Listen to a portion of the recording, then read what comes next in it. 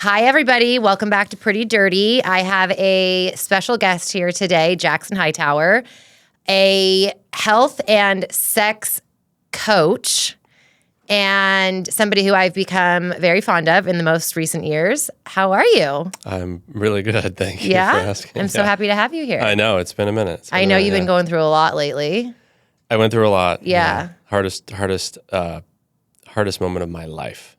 Pardon the pun. Yeah. But yeah. Yeah. I know it's been a lot. Oh, literally. Yeah. I don't want to get into we can go right into what you've been through if you want to. Usually I wouldn't go into that, but I know you. So, the person that meant the most to me in my life, passed, my mother. She had stage 4 cancer.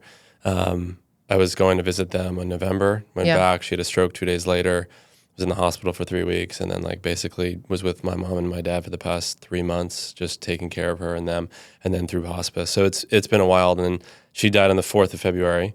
My birthday was on the 15th, which was 2 days ago.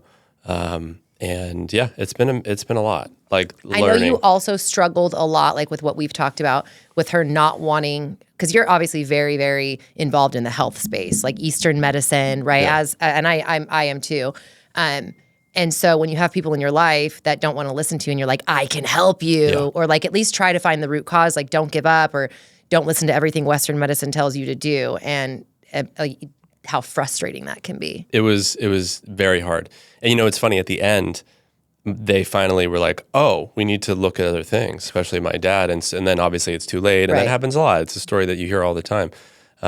But you know what? It was her path and it was her journey. And people who take it really seriously, they go one way, and she didn't take it seriously, but she wanted it to feel good and pretend it wasn't there. And that was her way of coping. And it's her path, and I had to be there. But yeah, what an incredible experience of life and death. But also, it's funny, and maybe giving birth to a child, you start to learn about life in a different way. But until you are with someone who is passing, right, that you really love, I think I learned so much about life in that moment of what's important, what matters, what I want my life to be like. All these crystal clear notes just came in from putting my mother down, right, in that state. And it's horrifying, and it's also, it was also really beautiful and sad and all the things. Yeah. It was well, just so grief much. Is, what is it, 7 stages? Is it 7 or 5 stages of grief? I have no idea. I don't even know if I've even begun. A year in. Usually I feel for most people, the first stage is denial. So it's it didn't even, not denial. Obviously, that she's, passed, but it's you haven't even started the grieving process. But that first step is usually denial. Yeah. I remember when my grandmother died. My grandmother had Parkinson's and lived with us for 15 or 16 years. My mom took care of her. And a lot of digression with Parkinson's, right? And so it was my mom's baby. And when she passed, my mom, a few months later, we had this annually planned trip that we took to Vegas. I think it was Labor Day weekend or something like that. And I remember somebody saying oh my God, your mom doesn't even seem to care. She's out in Vegas. And I'm first of all, I will fucking kill you. Fuck you for judging. Yeah. Second of all, she was in complete shock and denial, that it even, it didn't hit her till months after. And it was the worst depression of anybody I've ever seen in my entire life, what my mom went through with that. It's intense. And then my dad, they were married 46 years. So and I'm the only kid. So there's a lot of dynamics of shifting of our relationship, and it's can I leave? They're in Boston. I want to be in California. Right. So I'm taking small trips and then we'll go back. But there's a lot to it, and it makes you, look, you're not given anything that you can't handle. But it is a tough pill to swallow, and all the logistical, administrative stuff you have to do after someone passes. Mm-hmm. I haven't even gotten a chance to process. So I gave the eulogy, and that was incredibly cathartic. It was actually really beautiful. And so many people came to her funeral, but it was great to see that. But it's just, you wake up and you're there's this void. 100%. You know what I mean? Yeah. And what someone said, grief is just love with no place to go. And I was oh, that's really interesting. Brutal. Yeah. I mean, there's this sadness, but anyway. Yeah. But yeah, this is my first, getting back on the horse. Outing. So thank you. So you said your parents were married for 46 years. Would you say you had a healthy, upbringing with what, marriage and relationships look like? Yeah. Yeah. Very. The healthiest, tons of love, adoration. I was the only child. I was the only, they put all of their energy into me. And yeah, they have community, they have friends like in the work community, but also socially. And the community thing was a huge thing that I realized. Like they have so many friends who are still married for over 30 years that live in these small suburban towns. And the amount of love and support that those friend groups had during the last 2 years of her life, food trains and calling and driving and doing little things because, you just need help. I was like, wow.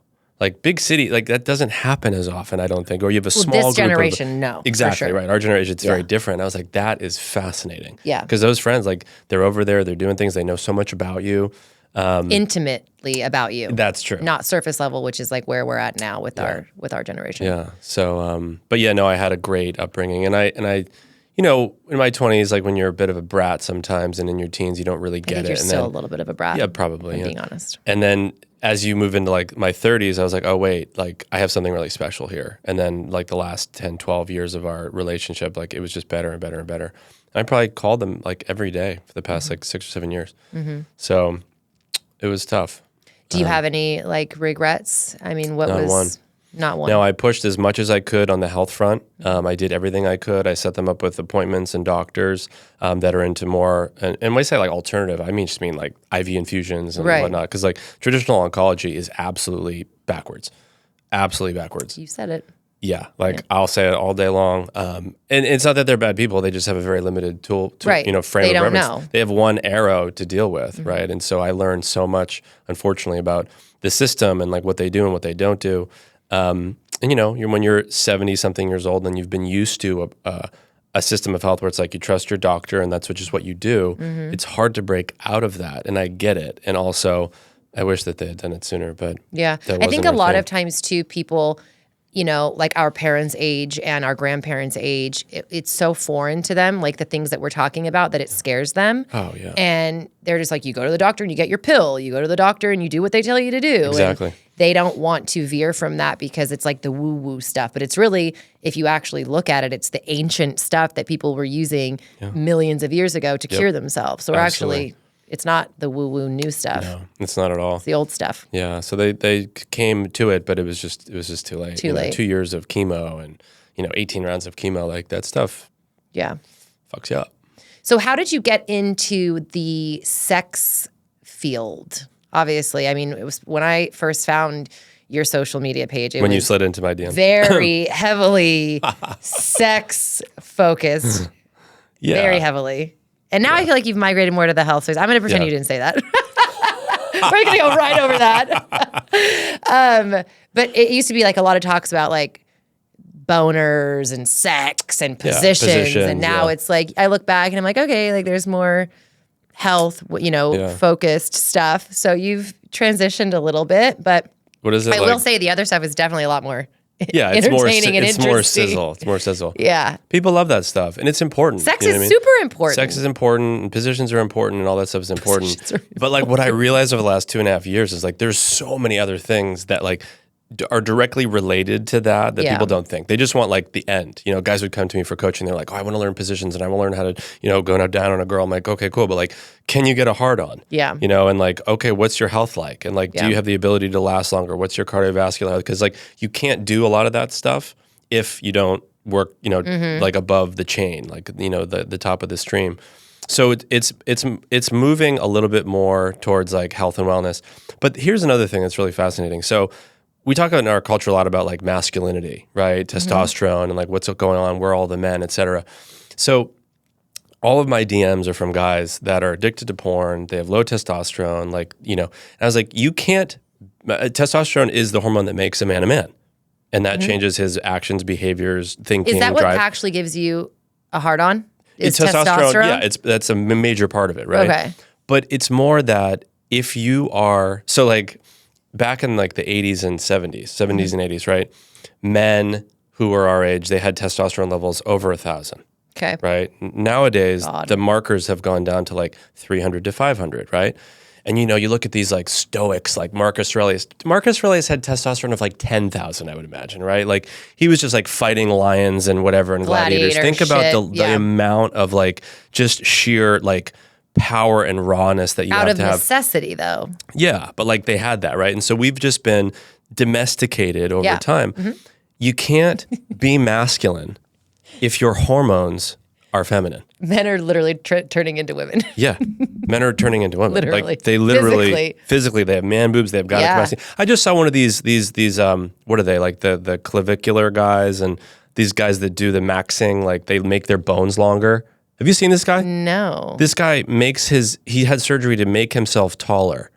Oh, I have seen that. It's a whole thing. It's absolutely sad beyond measure. And then but you're like how tall are you? But it doesn't matter. You don't know what it's like to be a 5'5" guy. It doesn't matter. It does. I don't have a 12-inch penis, but I'm dealing with what I got.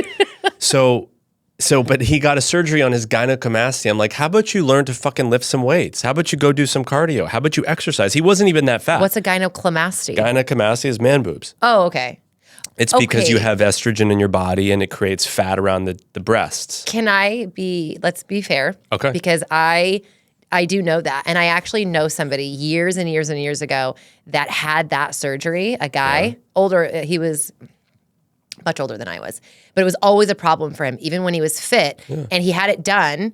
And then 10 years later, it came back. Yeah. But I also feel like some things could be genetics, no? Like, well, yeah, like your lack of testosterone, all the hormones that are coming down from your parents are genetic. But like this kid's like 22 years old. Yeah, I've seen and him like, that. how about you go to the gym for a year and see what happens? Well, people want instant gratification right now. It's sad. They want the instant, fix. They don't want to go to the gym. They don't want to fix their hormones. They want to take the shot. And that's like also this thing with peptides. People are thinking like, oh, peptides are going to change my life, which I do think they absolutely can. Right. But it's not a one cure all, just start injecting yourself and you're going to become this, superhuman. It sure as hell helps. And it's way more efficient. But like you got to do the other things. Or people that take GLP-1s and eat like shit and don't exercise. Well, it's like, why are you doing that if you're not also doing other stuff? It's because they think that they can. Yeah. I think that they're going to be in for a rude awakening in a couple of years when their body starts to shut down. But that's another story. You think their bodies are going to shut down from the peptides? From GLP-1 peptides, if you're not eating healthy and doing other stuff, I think that there's a serious reckoning coming. So is the GLP-1 family like the weight loss specific? Yeah. Sorry. Okay. Peptides are different in my mind. The GLP-1s are like the Ozempics, the semaglutide, tirzepatide, retatrutide. Right. I know a lot of people who take them because they want to lose weight, but they don't do anything else. Right. And I'm like, could you like exercise or could you eat healthy? Because you're not eating enough, but then the food you're eating is dog shit. I do think it's the best option that people have had in the last 20 years. For sure. I get it. But like if you're obese and can't figure it out, do it. Yeah. But like most people I know are like not obese and they're like looking for that little or whatever it is. Totally. And which is fine. But like you just have to remember nothing happens in a vacuum in your body. Right. If you start fucking with one system, something else down the road will probably happen. Domino so effect. It's like, hey, just FYI. But anyway, my point is men don't have masculine hormones anymore. And so is it any wonder why they're not acting like men and behaving like men? Because your hormones affect your emotions, the way that you think about things, and then the actions that come from that. So if a man is filled with feminine hormones, these fake estrogens, he's going to behave like a woman. And that's just men aren't necessarily supposed to be like that. You know what I mean? I feel like but here's the thing too. I'm playing devil's advocate, but like I feel like men always want something to blame it on also. And so it's like, it's my hormones. When I think a lot of it is also fucking here. Sure. And guys don't want to take the time to fix whatever the fucking past traumas are or whatever happened to them. They can be like, oh, my dog died when I was 7. That's why I'm a pathological cheater and narcissist. It's like, dude, get the fuck over it. And now it's like, it's my hormones. But I do think a lot of men that I have met, they're fucked up in the head. Yeah. Big time. But don't you think, where do you think hormones control everything? Well, right? These guys did not have a lack of testosterone. Okay. That's for sure. Okay. Relationships would not have lasted as long. Well, maybe they need to do other work on themselves. Yeah, for sure. They need to see like a shrink probably. Yeah, or multiple 2 times a week. Literally every day for the rest of your life. Do you think, I have a question. Yeah. Do you think that sexual chemistry can be built, or do you think it has to be had right out of the gate when you meet somebody? It is very difficult to build sexual chemistry. Very difficult. Especially for men. Okay, what about for women? Women get into relationships for different reasons. My audience is all female. Okay, remember that. Okay, so whatever the hierarchy of need that woman has, like she can learn to probably like like that over time. But if it's not there, generally speaking, I think it's a biological mismatch. And I don't think it's the right fit. Now, she could say, I'll forgo that because he's successful and I don't have to do this and work and I'm chill, right? Because that is important, right? If that's your highest hierarchy of need, then you'll forego some other stuff. But like that pure like, apocrine glands, like secretions, like if you smell a guy and it's like, I want to mate with this person, that is a natural biological response. Now, there's a couple of things that get in the way of that. Wearing perfume, birth control, things that block your natural, why am I blanking on the word? Pheromones, thank you. Pheromones, actually, no, thank you. Thank you. I'm like, I'll take credit. I got that on my own. So things that block your pheromones, like if you're in a relationship and you start dating someone and you're on birth control and then you get off, you've been known, your pheromones will shift. And so you may not actually be attracted to that guy when you go off of those pheromones, and he may not be attracted to you because you're emitting a different scent. So I personally believe that like from a pure biological perspective, you can't really build it. What if you're outside of the baby making stage and the pheromone, you're not like, because I know what you mean, the natural like, I want to mate with this person. Obviously that's where it all stems from. But what if you're like, what if you're used to just toxic and then you're like, okay, the only thing I'm really drawn, I'm asking for a friend here. And you're like, okay, maybe this is just not toxic. Maybe that's what's happening. Yeah. So many of my girlfriends and so many women DM me, they're like, I'm just really like, I don't want to have sex with this guy. I'm like, well, that's probably the universe telling you. You could be friends with them. You could have a platonic relationship with them. You could have a partnership with them, and maybe sex isn't the most important part of it. That's not what I'm going to choose. Okay, what about people who are married and in a rut and aren't having sex, and they're like, okay, maybe it was there at one point, and you're like, I just am not really attracted to my husband anymore. And that's natural because of complacency. Right. It's because or he got fat, or he's like mean to me, or he ignores me. Or she got fat. So, Or she got fat. Or she got fat. Yeah, absolutely. Yeah. And maybe he doesn't want to fuck her. I mean, I don't know. But can you get that back? I believe that you can, but it takes effort, right? It takes because like what would they say? Like the more Tony Robbins was talking about this, like you're with someone all the time. You are meeting with them. You're spending more time with them over and over and over again. Like things become not that interesting, right? Because of just whatever. You're just with them all the time. Yeah, there's some sort of word that he used. I forget what it was. But the point is, if you're not continually trying to spice things up, right? Relationships are hard. I'm not saying I'm an expert in them in any way, shape, or form. But like over a period of time, like I know people who are still madly attracted to their partners and have sex all the time. What are they doing differently? Right? I don't know, but like they're doing something differently. Maybe they're making more of an effort. Maybe they're not getting complacent. Maybe they're continuing to date their partners. Maybe, they were the right match from the beginning and some of the other partnerships just weren't. You know what I mean? I think you can bring it back, but you both have to work on each other, right? Like if you're both hot and young and whatever, and then one partner just becomes a fat blob, well, I don't want to fuck a fat blob either. Yeah. And it's tough. It's even beyond that. I mean, obviously, there's not a lot of fat blobs here in Orange County, but I mean, I just because we're all on GLP-1. Well, now, I mean, no, I think honestly, Orange County has a higher standard. Everybody here is working out. Yeah. Everybody here is trying to look after themselves, their health, their body, their physique, and stay. I agree. Up to par because there's a lot of fucking competition. That's true. They're all fucking crazy. The brains, I don't know if they're all going to therapy, but they're like, I'm going to make sure I look good in my string bikini. Exactly. Yeah. Do you think, health, sex, all the things, but 42, just turned 42, still single. Single. So are you those that can't do teach or what? Why are you still single? Oh, man. So number one, I haven't met my person. Obviously. That's like, and some people it just takes longer. Number two, I've moved around a lot in my life. So I've moved from city to city. And number three, I think for me, like, I just know when I want to be with someone, I meet them and I know. And it happens like every 7 years. Okay. But like, I don't have a lot of patience. I'd rather be by myself if I'm not like fully pot committed. I can't fake it. And if I don't see myself really being able to like have a life with someone, family, etc., from the very beginning, I'm like, well, why would I want that? So it's sort of like a bucket, like friend, lover that may turn into a friend or not, and then like partner. And if I feel this like biological imperative. Like, I want to have a family. I want to have children. We've talked about this before. Like, that's important to me. And so if I don't feel that, I'm not going to waste anyone's time. And I just don't feel that as often as some people. Some of my friends, they meet someone and then they meet someone else and they meet someone else. I'm like, is this real, or are you just doing it because you can't? Well, at least they're trying. They're putting themselves out there. Yeah, but like, I'm like, no. And it's part of my issue is also that I wanted to go the whole way. My parents are married 46 years. I'm like, this better be the right decision. Right. You know what I mean? Yeah. But I think she's coming.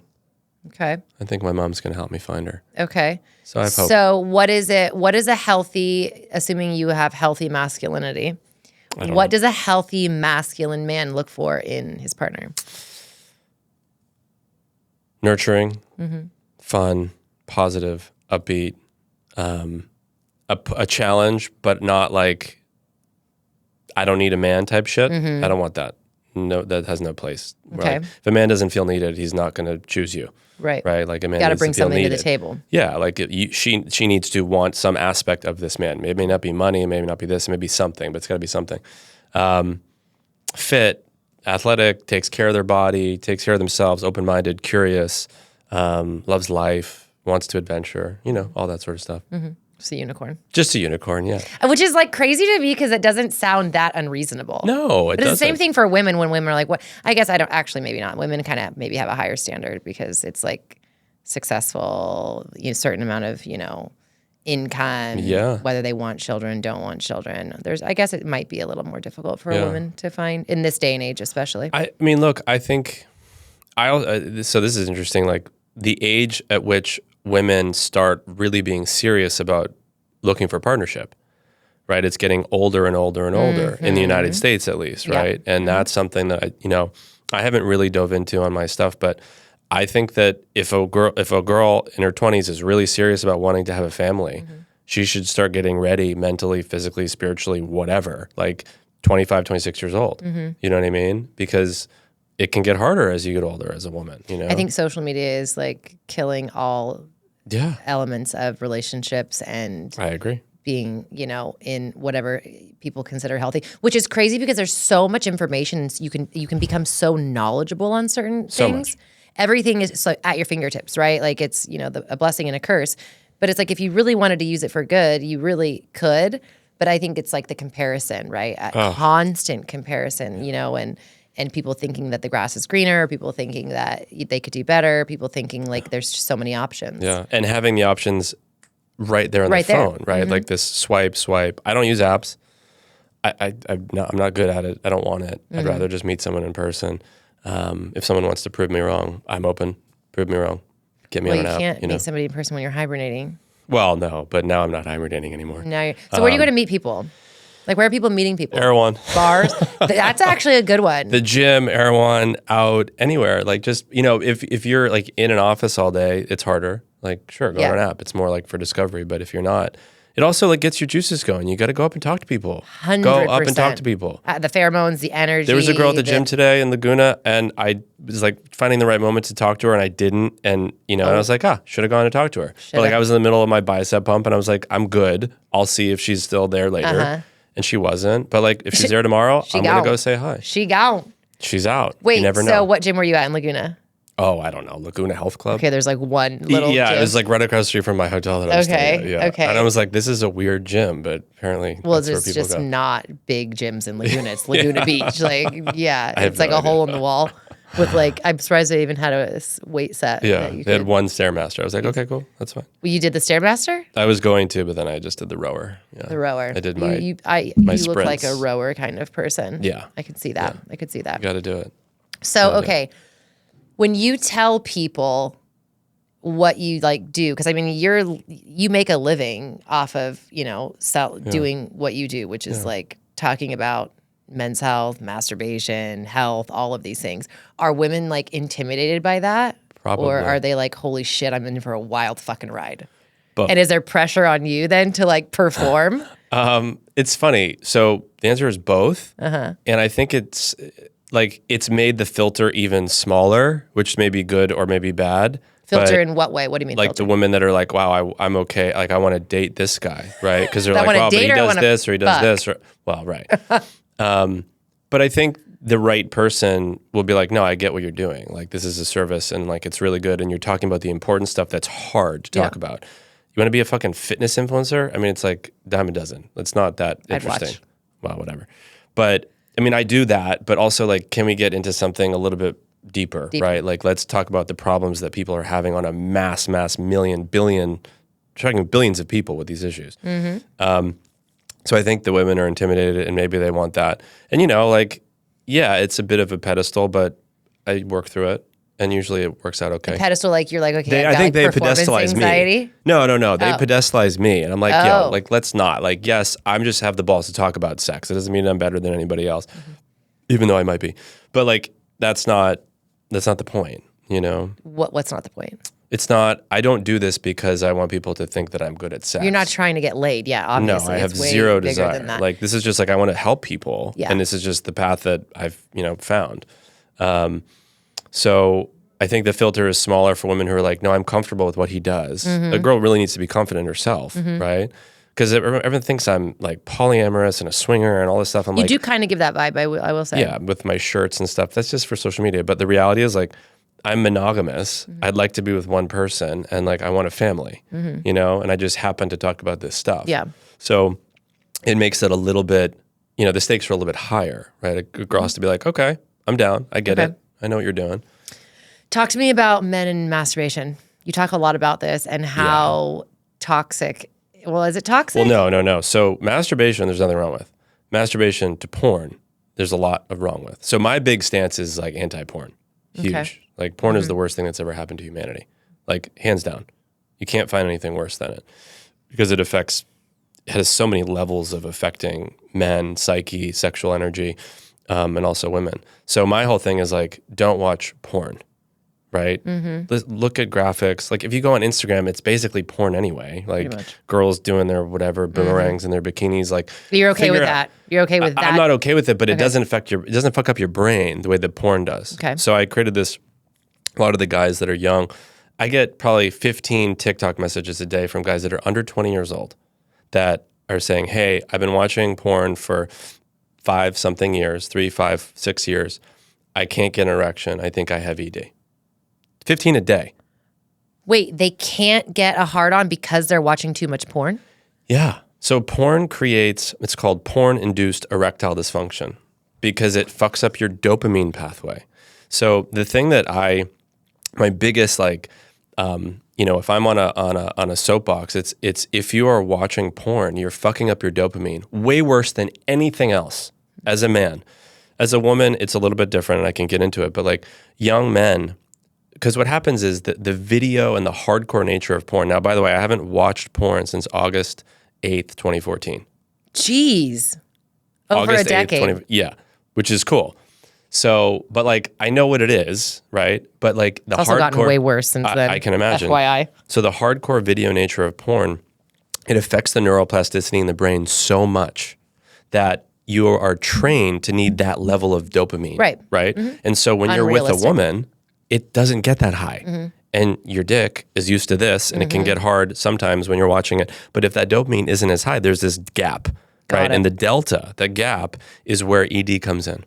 And so guys are so used to this high level of dopamine that when they're with the girl, they can't get hard.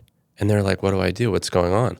I'm like, you have to stop watching porn forever, quit today, cold turkey, or tone it down. So that's the issue with porn. Well, they also have an unrealistic expectation of what's supposed to happen in the fucking bedroom. Of course. That's another part of it. You learn all the wrong moves. Yeah. You become performative. Literally. You become like, that's not even enjoyable. You become performative. You try to use acrobatic positions. Also, the level of self-worth that a man has with the size of his penis, women don't really understand. But like you see all these guys that are like LeBron James of basketball, and sure, you can shoot a basketball, but like you're not LeBron James, right? But that's the same for women and the expectation with women in porn. I agree. That's why it needs to be banned entirely. Like it is so effing bad on so many levels. But you know, you get performance anxiety, you get premature ejaculation, and you get ED from watching porn. Hold on. How do you have erectile dysfunction and pre-ejaculation because of porn. They seem like two polar opposites. It is. It's either or. So it's like you play like you practice. If you're like doing it in 30 seconds, right? Like, well, what happens when you... I mean, seriously, right? It's just like anything else, like going to the gym, right? You do things one way, your body gets habituated to it. That habituation creates how you play. You know what I mean? So you can get, excuse me, you can get you can get premature ejaculation, which most men have. It's like, that's the feedback I'm getting from all the thousands of DMs. I take that as a compliment. I'm like, thank you. You're welcome. And I'm like, now let's take it back. Yeah, exactly. But like, you know, unless they're young, they probably can't. So you can get all three like acronyms for sexual dysfunction from porn. It is directly causally related. And this isn't stuff I'm making up. Right. It's anecdotal through what I experienced through my channels, but it's also proven scientifically. So the more intense the video, the higher the dopamine. So bring it back to like, remember Playboy? Like you saw a picture. You have to use your brain to imagine what that's going to happen, right? The more you use your brain, the better it is for you, right? So I tell guys, wean off the videos, start looking at pictures, static images. Is it really difficult for them to stop watching porn because they're literally addicted? It is so hard. It is probably like worse than any drug. It's in the realm of like what heroin does to your brain. So I'm not going to name names because I've gotten in trouble before. I got yelled at when I said a name last time. Past partner of mine, I actually thought he watched so much porn that I thought, and it was very early on in my life, and I thought it was normal. I thought every guy watched porn. Like we would have sex multiple times, and I would wake up in the middle of the night, and this man would be watching porn. And I'm like, how is there anything left? Wow. And so then it was like, oh, I'm a sex addict. I'm addicted to porn. I was like, no, you're just a fucked up person. And I don't know if he's still watching that much porn, but I also was like, his expectations were fucking crazy. I also, in this relationship, thought it got to a point where I actually thought something was wrong with me and my hormones because I didn't want to have sex with him, but because there was no intimacy. It was all about, like, so this was like a domino effect type situation. And now looking back, obviously 15, however many years later, I'm like, okay, now I'm seeing what the problems were. And turns out when I got into another relationship, I'm like, whoa, I love sex. It was actually just you, and I didn't want to have sex with you. And clearly, I wasn't giving him what he needed either. Probably most women aren't because he's got this weird infatuation. He has an image, right? Right. Yeah. And it's actually crazy because I've met so many men. I don't know if any man that I've ever dated after that actually watches porn. And I was, in the beginning, I was like, wait, you don't watch, I didn't believe them. Right. I was like, you don't watch any porn ever? And they're like, no. And most of them actually don't really even masturbate that much. They're like, I actually had a guy tell me, like one of my friends, he's like, I'm embarrassed. I feel like emasculated when I'm just sitting there like wanking it. It's like, why am I not going out and like, if I need this, I should be able to like be a man and go and like get it. Right. And I'm like, I can see that. Yeah. Like I would respect, but then some women are like, why don't you just jack off? Why do you need to go out and get it? So I don't know. I mean, it's a double-edged sword. On the corollary to that, thank you. You have these like incels, like red pill, black pill, and like they don't go out because they don't want to be in the world and they're afraid to go make those moves, and so they're just jacking off to porn in like their little basements, like underneath their parents' house because they can't get it. Right, right. So, but there's a lot of shame around masturbation. Some of it can be religious and societal, whatever. But I don't think there's anything wrong with masturbation as long as you're doing it within reason and that you're not watching porn. Right, like you can masturbate, but like just watch something else, or look at a picture, or use your brain, use your imagination. Right? I think that's key. How it affects women, that's a whole different thing. And like it's just again the expectations of like what they need to look like, how they need to sound, what kind of positions their leg needs to be in, like, and also like what a guy. And then they get habituated to like fast and hard. And then when they're with a guy, it's like, well, that's not going to work for most guys. Like going fast and hard, there's only a certain amount of friction that you can handle. And then also, like fast and hard is not even no girl wants fast and hard. Thank you. I didn't have to say it. Thank you. Yeah. What? Yeah. What are you doing? Exactly. What are you doing over there? Sometimes at the end it's okay. But like, yes, you got to like get to that place. Work your way up there. Yeah, work your way, not just like going right for it. Yeah. So, but yeah, I mean, porn is the worst thing that's ever happened to mankind. That's really it is dramatic. It is. It is absolutely categorically the worst thing. I mean, that's my opinion, but it's like, because it has so many negative effects that go downstream, you know, and those things severely affect relationships. Okay, so if a guy masturbates, let's say masturbates 3 times a day, and he's just hypersexual and like has a lot of need. Is that a like red flag? Okay, so not necessarily red flag, but what I talk about is your age and the amount of times that you need to release, right? And there's a scale. So like in the tantric arts and the Taoist arts, where they talk about your semen is your life force, right? That's like, you only have a certain amount of it. It doesn't just like, you know, after you get rid of it, you're kind of dead at some point, right? So if you're an old guy and, well, no, it's like your jing, they call it, I don't know anyway. Okay. And it may not I thought that's resonate with called you. post-cum clarity. No, definitely not. I just learned that That's term. like, no, post-cum clarity. But like, that's Have like, you heard that you term? release prolactin as a man after you release. Now, women, it's different. But like men, they get sleepy, they get tired, they get disinterested, they get satiated. It's like what so you do I. fed Does that your mean I children have with. too much testosterone? No. Because I heard girls talk after they have an orgasm, like, "Wah," and guys are like, I want to go to sleep. And I'm like, I Maybe want to yours go to are sleep. mostly clitoral, which is more like a penis versus a G-spot. We can get into that later. Okay. Jesus Christ. So, yeah, it's getting hot. Can I have water? No. Can we get around to drinks? Jeez, at least take me to dinner first. God. So, how do you? Maybe I'm not. You don't. No. It's I'm saying it may not be, but clitoral orgasms right. are more similar. Nailed it. Are more similar to orgasm, like a male penis orgasm, because it's the same organ, right? Versus a G spot or a C spot my God, or an A that's spot. They're fascinating. different types of orgasms. Now, this isn't categorical. It's just like what I've heard from women. It's like sometimes the clitoral orgasm can give you the same effect. Like, I'm tired, I'm exhausted, I want to sleep. Yes. Right? Yeah. So when a man comes, prolactin, the same stuff that you give to your babies when you're born, that makes them tired, satiated, sleepy. From breast milk. Exactly. Yeah. Gets injected into the man's body, and he gets tired and lethargic and sleepy. I call it sleepy puppy. Right? You know what happens. Like, they turn over, they want to go do something else, they're gone, they're out, they're disconnected from you. You're like, but you want to connect. Okay. The female hormone after orgasm wants to connect. The male hormone after orgasm is literally disconnect. It's such a weird mind fuck. Really bizarre. It's very bizarre. Very bizarre. There's probably some, you know, biological primordial reason why that happens.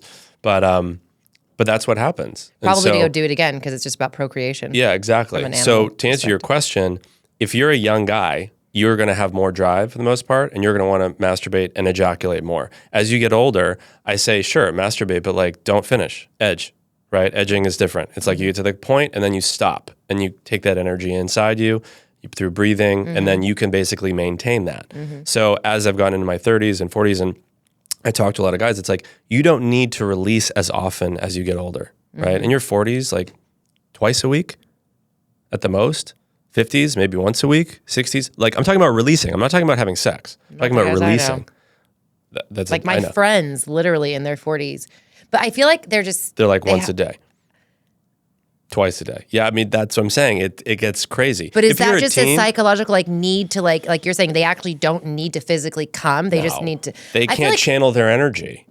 Yes, that. But I also, for me, it's like a form of self-control. I'm like, if you can't not masturbate multiple times a day, like what type of self-control do you actually have? 1,000%. It's all about control.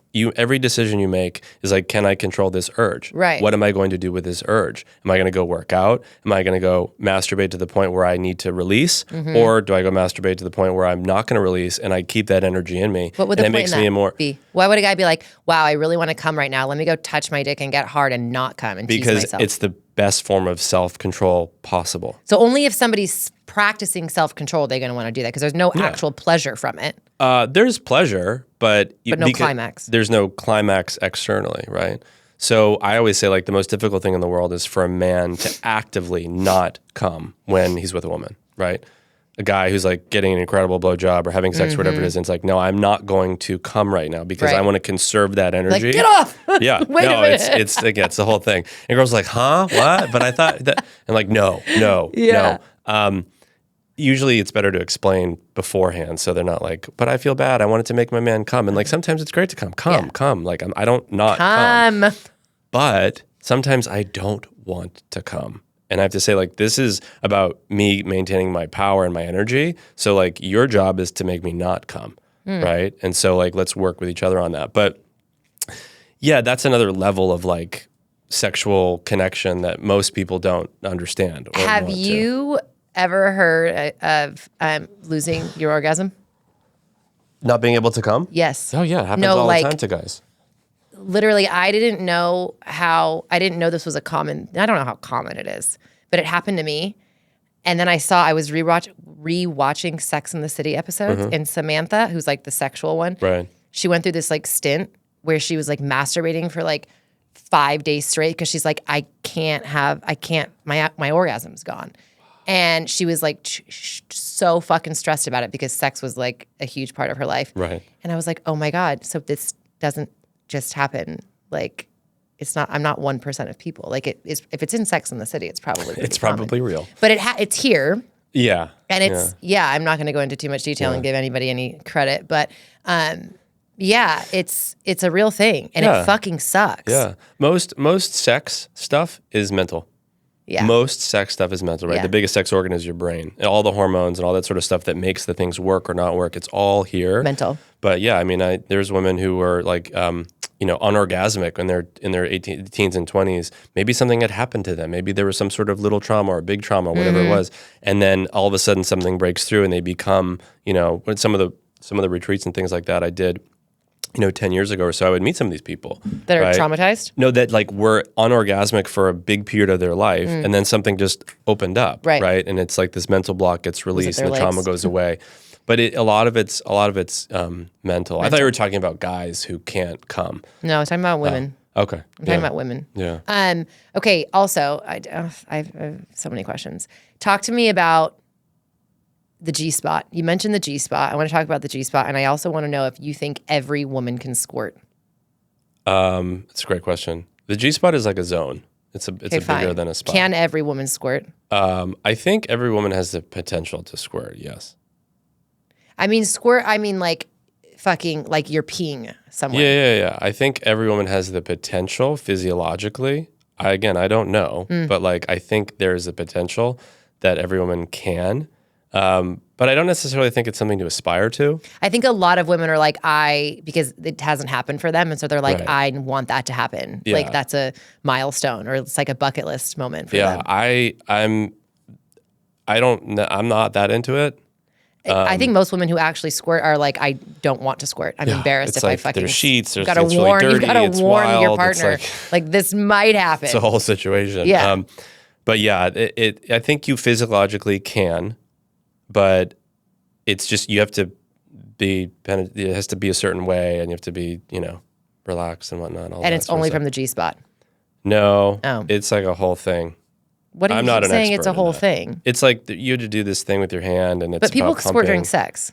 Yeah, but like you're talking about projectile. Yeah. Mm-hmm. Yeah. What is it? What is the stuff? What's the stuff that comes out? They call it's like mixed between like urine and like fluid. But there's a little bit of urine in it. There's a little bit of fluid. It's a whole thing. What hole does it come out of? It's not. It's like just part of your body. It's just in there. It comes out of your. Is it the pee hole? Yeah. It's a bit of both, I think. What's the other hole it's coming out of? It comes out of the vagina. Does it? Yeah. Yeah. It's not just pee. No. I thought there was like maybe another magic hole down there. If it was just the pee hole, it would just be urine. But it's the pee hole plus some other stuff. So it's coming out of all the holes. I think it's everywhere. I don't think it comes out of the vagina. I think it does. I think it comes out of the pee hole. I'm serious. How does it have that much? I didn't remember. How does it squirt out like that out of the vagina? It has to come out of the pee hole. Nothing's coming out of the vagina that quick. I think it can. With that much force and pressure. I think it can. Really? I mean, yeah, you got a baby out of there. A baby doesn't come out that quick. I know from experience. This is honestly like I've wanted to know the answer. First of all, I've always wanted to know what it is because everybody, the internet is divided. Right. Is it pee or is it like girl cum? Right. And then it's like, where is it coming from? How can we like have self-driving cars and we don't know where a woman squirts out of? How? I'm going to ask my gynecologist. I bet you she wouldn't even give me a straight fucking answer. She'd be like, I don't fucking know. Yeah. Like, I don't know. It's never happened. Age-old question. Yeah. Okay. So my next question. How would you recommend for a woman who is like been, out of touch with her sexuality, or maybe has had trauma, or just been, celibate for a certain amount of time, or has insecurities? How would you recommend them getting their confidence back? With men or with sex or? All of it. Look, like, I think it's going... Sex in the bedroom. Like, going slow. Not trying to have all these crazy one-night stands. Doing something where you feel trust and, like, connection with somebody, right? Men have the ability to, like, have a lot of sex, and it doesn't necessarily need to be connected to emotions, but women need to feel safety. So especially if you've had trauma and or you don't have your mojo or whatever it is, go slow. Like, try to find someone that, like, you actually like. That would be my first suggestion. Wow. But like, a lot of people don't want someone that. You like to have sex. Find someone that you actually really like, that you trust, that like isn't just in it for that. It may be a boring response, but like, I think that's what it's about. Getting in touch with your own body, right? Like learning how to connect with your own body, learning how to self-pleasure yourself. A lot of women don't do it because of shame or guilt or this or that, or they just don't know how. But like, how are you going to like guide someone potentially? Like, you can't just expect a guy that just knows how to like read you, right? Like, it's complicated down there. There's a lot going on. Do you guys like direction, or are they like, okay, whoa, you're emasculating me? If it's given in a way that they can feel comfortable. Which is kindly, that doesn't like emasculate Don't them. emasculate It's so hard. What the fuck are you doing down there?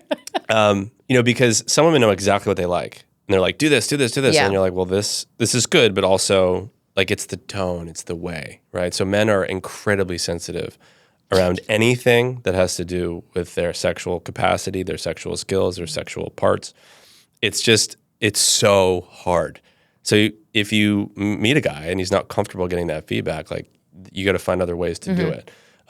Usually feedback outside the bedroom is really helpful because you're not in that moment, because that moment's heightened. Right. And so he's like, oh my God, like, and then I did something wrong, and then he's not going to be in the moment. And, fortunately or unfortunately, when people are having sex, like, the guy has to be on for everything to work. It's right. He has all mentally, the control. physically, he has all the control, right? Yeah. So there are like, he can get out of his mojo very quickly. Like, the dog could bark, like, you could hear a sound, a weird song could come on that reminds him of something, and he gets out of his moment. Like, women don't understand, like, guys can get taken in the moment very quickly. Yeah. And it's not their fault. And so sometimes it's like, yeah, you lose your heart on. Yeah. It's okay. Like, cool. Yeah. Like, I'll go down on you, whatever. But the feedback that needs to be given is best given outside the bedroom. And if it's given in the bedroom, like, with as much kindness and like, you're doing amazing, could you do this? Right? Like, this shit sandwich. You're so great. You're so great. Yeah. But we could be better. Yeah. So it's like, oh my God, I love when you do that. Or like, do it, And so I think that's the best route, right? Because look, guys want to believe that they just know it all down there, right? Correct. And the reality is, you don't. Some people do, but like, most of the time you don't, right? And especially if you're getting to know somebody, like, it's a whole new journey, right? It's just a new labyrinth that you have to explore. So kindness and like slow and with that feedback is really good. I feel like women sometimes, I feel like they think, and maybe men too, I don't know, but like, when it comes, how sometimes when you're like, you meet somebody for the first time, you're like, wow, I can't believe I just told you all that. But it's because they're a stranger that you're able to like have that vulnerability because there's no real loss if they judge you or what. Like, I don't know this person. Yeah, it's not that intimate because you don't know them well. Yeah. And I feel like sometimes that happens in the bedroom too, where men and women probably are like, oh, we're doing all of these things. And then when the relationship starts to actually become more vulnerable, the sex actually changes, the dynamic changes. And I mean, the best sex I've ever had in my entire life is when it's like a really strong, intimate connection, like with somebody that I trust and, actually love. But I think a lot of people actually have never even experienced that. A lot of people. Yeah. And I think too, when a man becomes very intimately connected and attached and loving of his partner, that vulnerability can also bring up like, oh my God, like, it just brings up way more stuff for him potentially, right? Not to say that it can't go in a positive direction, but can also potentially go in, like, they start thinking things and like overanalyzing things. It's like, wow, I really love this person, as opposed to like, when maybe you're in the beginning of the relationship, you're just kind of having fun, figuring it out, like, absolutely. Oh, I don't care that much. It's like, oh, I actually care a fuck ton now. Right. And then they get in their head. Again, and then all the weird shit starts coming to the surface. And you're like, what the fuck happened? And they go a little cuckoo for sure. And you're like, who are you? Yeah. And it's because they do feel that depth, that connection, and it's scary, it's vulnerable, and all of the other stuff. You're like, oh, you could actually literally break my heart. And it's intimate, you know, and having that trust. But I think a lot of guys don't know how they can perform, they can do the thing, they can, you know all of you read all the books, but having that actual intimacy and that connection, I feel like is actually more rare than not, especially because, you know, 100%. There's these, you know, these fake masculine guys exactly that aren't in tune with their feminine side. Yeah. And I think that, you know, you're totally right. The deeper level of intimacy requires another level of your true masculinity. It's like, okay, you can do the front stuff, but then like when you're really with someone, you know, this is the wife of my kid or the mother of my children, like that's another level. Yeah. And that's just another level of masculine energy. I think that's important, but it's harder to get to. I don't like casual sex. I don't do casual sex. I used to. And every time I do it, I'm like, why did I even do that? Like it wasn't even, because I think also I crave that deep intimacy, right? And so, yeah, I can't do casual sex. That's good. I feel like it's more so a woman thing than a male thing. It's definitely easier for men to have casual sex than women. Yeah. However, as women get older, their hormones start to change a little bit, and I think that they can have more casual sex, like in the 30s, mid-30s, 40s, et cetera. Well, their hormones change. Right. They get a little bit more testosterone, and so I think that becomes a bit easier. Maybe their life circumstances change or whatever it is. But yeah, that's... What do you think is what's like an ideal healthy sexual relationship within like a partnership? Is it different for everybody, or you think there's like a baseline? Totally different. Like, totally hey, you should be having sex. Like if somebody was like, hey, we have a really healthy relationship and we have sex every 2 weeks, would you be like, that's probably not only? I don't think I could say. Okay. I don't think I could say. I think everyone's different. People got kids, people got lives, people got jobs, people got all this sort of stuff. I mean, if I had sex every 2 weeks with my partner, I'd probably be really upset about that, and that wouldn't be okay with me. I may have a different level of drive or tenacity for that than some men. But also, like, it's not always up to the guy, right? Like, the woman can be in a funk or in a zone or whatever. But you as a guy need to pay attention more, right? Maybe you need to know what part of her cycle she's on. Maybe you need to know, like, oh, she's in her luteal phase. That might be a better time than, you know, or wait, was it follicular? I don't know, but I've seen a lot of that on TikTok. The one right after menstrual, the first period, like, you know, you got energy, you got spunk, and then you move into ovulatory. Obviously, that's a great time. So, when is a woman ovulatory. The horniest? Ovulatory. When you're ovulating, because you're like, I want to procreate your exactly. body. Right, okay. But the period before that, a lot of energy, a lot of drive for women, right? And so, like, that's a great time to also that's the period right after you stop menstruating. I get really horny when I'm on my period. Is that weird? No, not at all. It's messy. Yeah, but it's also, you know, it's great because you really can't get pregnant. It depends on how strong the sperm is. I heard, can't sperm live like up to 7 days or something? No, but if that would be very, very, very difficult. I'm fertile. I'm fertile myrtle. I bet you. Literally. Yeah, I could smell it. When I did my Corviva, I have like 12 follicles still, which is insane. Wow. That's like for my age, that's crazy. Yeah, I'm fertile. A lot. I also think, okay, this is going to sound really weird, but I think I had this female dog many, many moons ago, and the vet told me you have to obviously spay the dog. Right. And he said that you let them have a few of their cycles, and then you spay them, and then their chance of getting uterine cancer is like almost zero if you do it this way. Huh. And I was like, okay. And so I'm thinking maybe because I had kids so young, and I've never taken birth control either. I'm like, maybe this did some reversing where I'm just like super fucking fertile still and I have friends who are my exact age going through like perimenopause, can't get pregnant, have tried, are doing IVF. And I'm like, how? And I'm already so blessed. Like I have 2 children, and I'm like, give the follicles to somebody, who needs them more than I do. And obviously I'm probably going to get a lot of hate even for saying that, but it's like. No, I know, but it's interesting. I'm not bragging about it. It's just it's just a fact. My makeup. Yeah.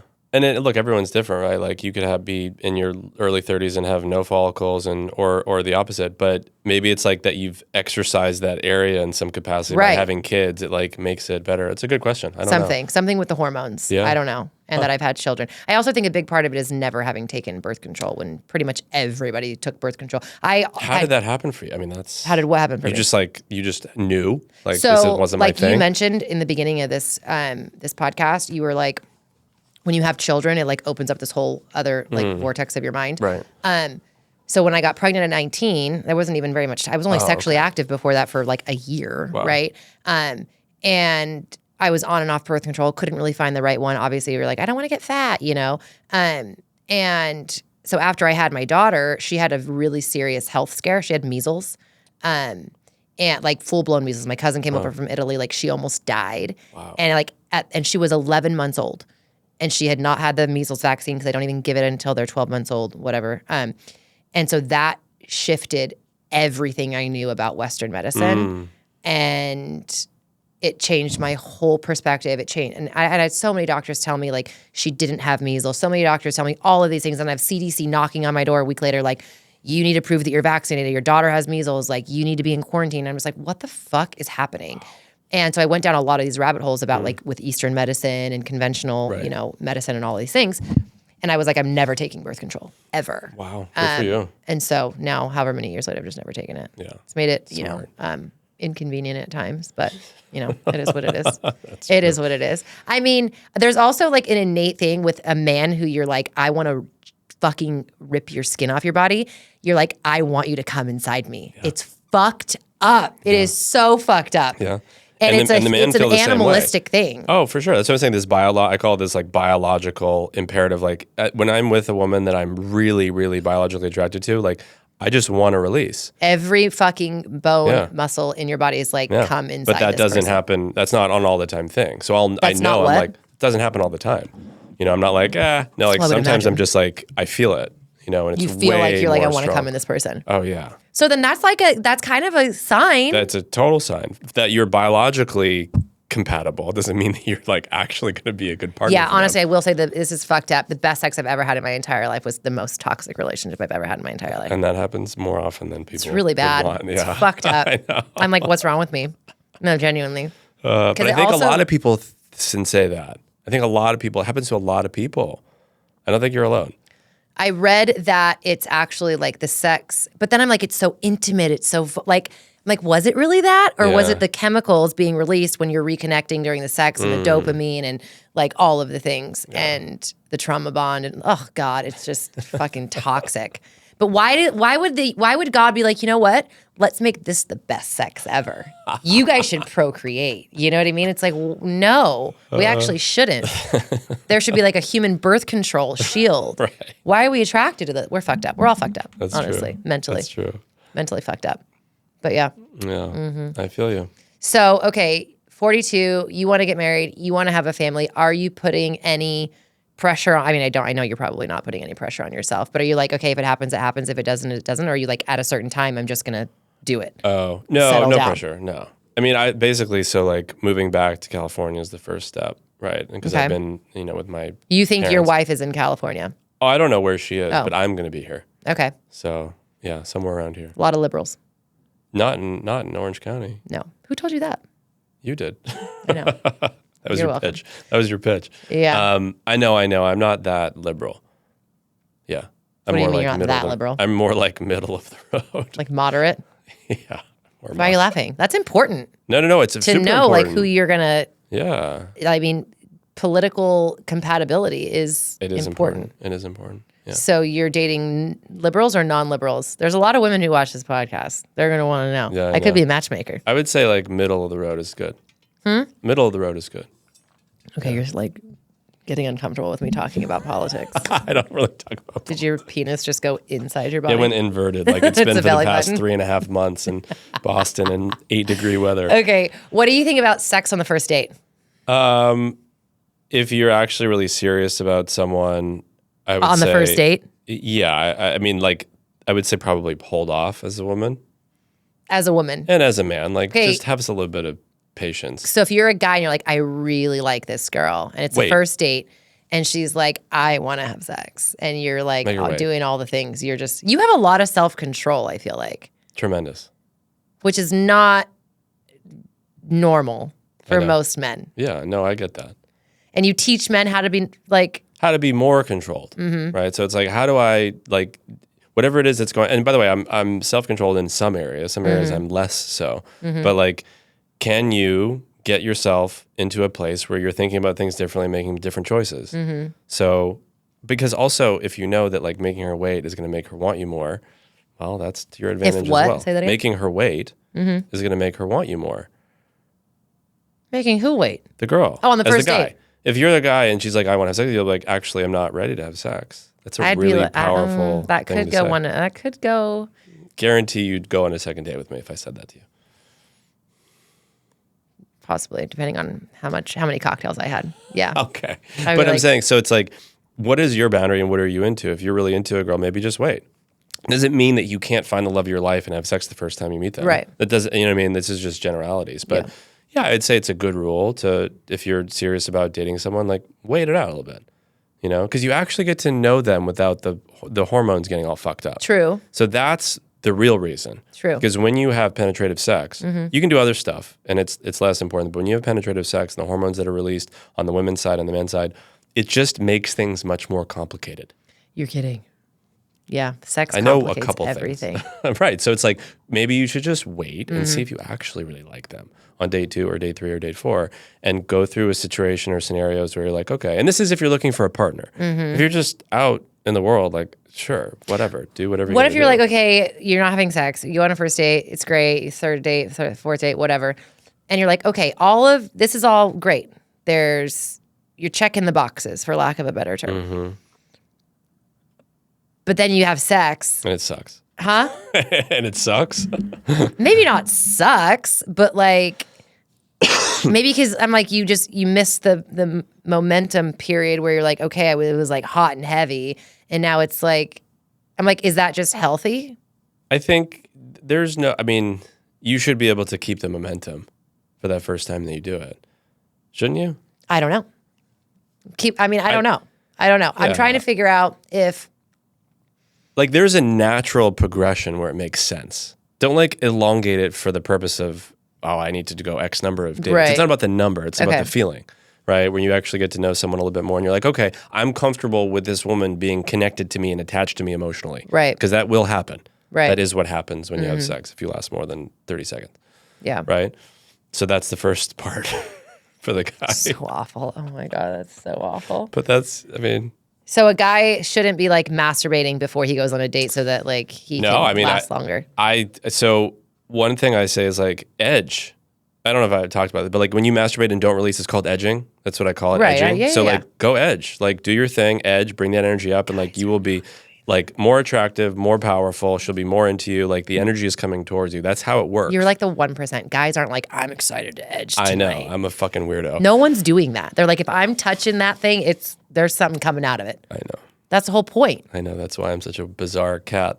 But this is the whole thing. It's like there is another way to look at it. There's another way to be. So it's like this is some of the stuff that I practice. Also, if you're edging, like that would make me think from like a physical standpoint that then the second it gets touched again, it's just going to explode. No. I mean, look, when you're younger, you can masturbate to the release and then go out and you'll be fine, right? That's what they say. Like if you have premature ejaculation, like masturbate before. I say like learn how to breathe and like control yourself. What was that movie?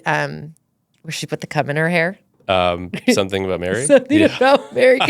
He's like, dude, you got to come before you go on the date. And it fucking went on his shoulder or something. And she put it in her hair. Oh my God, that was one of the funniest scenes I've ever seen. But yeah, no, that's a whole nother thing. But it's about like controlling the energy. And that's what it is. If you're a man, how much can you control yourself? How much self-control and discipline do you have in these areas? The more self-control and discipline you have, the more attractive you're going to be, the more she's going to want you, the more she will want you. Yeah. Like you meet a guy and he's on his shit and like all you're trying to do is fucking take him out of his game. That's what you all do. Yeah, I'm fully, right? Absolutely. Yeah. So it's like, can the guy maintain who he is with this beautiful, hot, whatever thing trying to fucking suck his dick, all this shit? Literally, that's like, so attractive. Self-control to me is probably like top 3 on maybe even number one, most attractive quality in a man. Yeah. Or you're like out to eat and the girl's like, oh, you don't eat this? And you're like, no, I don't. Right. And then you're like, oh, I'll cave. And she's like, you fucker, you loser. Bitch. Like, why didn't you just fucking not eat the gluten? Like, Yeah. or whatever it is that you are, right? Right. Like, women want to see a man who has the ability to be himself. Yeah. Always rooted in whatever he gives a shit about, right? Whatever he cares about, just do that, right?